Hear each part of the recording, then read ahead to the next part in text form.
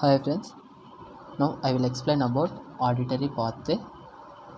Already I drawn um, auditory pathway of one side, and now I will show the other side auditory pathway. Uh, for show to show auditory pathway, I use red pen. Don't confuse, both pathways are same. For the explanatory purposes, I am using red pen. Don't confuse. Now I will explain. Sound from the environment reach to the auricle. From there it reaches the middle ear. There through oscular chain it reaches the cochlea, where this mechanical energy converted into electrical energy. This electrical energy must and should pass through the nerve. Here the cochlea nerve is the mediator to send the impulse from the cochlea to the central process, that is brain cortex. So now I will show the pathway. From here the nerve is started from the cochlea. It started, and some of the fibers goes to the dorsal nucleus of cochlea.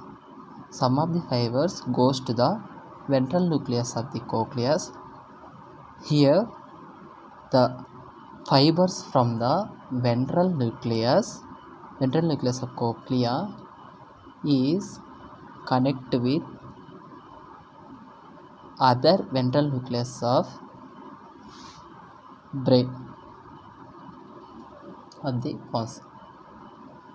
Here there is a decossation of the fibers. This from the ventral nucleus of the cochlea there is a decossation of the fiber. So information from the one ear shares with the other, and from the fibers from the ventral nucleus of cochlea goes to the superior olivary nucleus. Here also we see decossation of the fibers between superior olivary nucleus also. So from this the decossation of fibers from the both salivary nucleus, superior olivary nucleus, and there is decossation in the ventral nucleus of cochlea. From the dorsal nucleus the fibers reach to the inferior colliculus. From the fibers from the superior olivary nucleus goes along with fibers of dorsal nucleus and reach the inferior colliculus. Again we see the decossation between both inferior colliculus. There is decossation of fibers between inferior colliculus also. From inferior colliculus the fibers reach the medial geniculate body. This is the part of thalamus. This is thalamus. From the inferior colliculus the fibers reach the medial geniculate body. From there these fibers goes to the cortex of the brain, where the sound is assessed. Here there is a primary auditory cortex and secondary auditory cortex, tertiary primary, secondary, tertiary. These auditory cortex are present in the temporal bone, where the sound is assessed. Once again I will explain both pathways.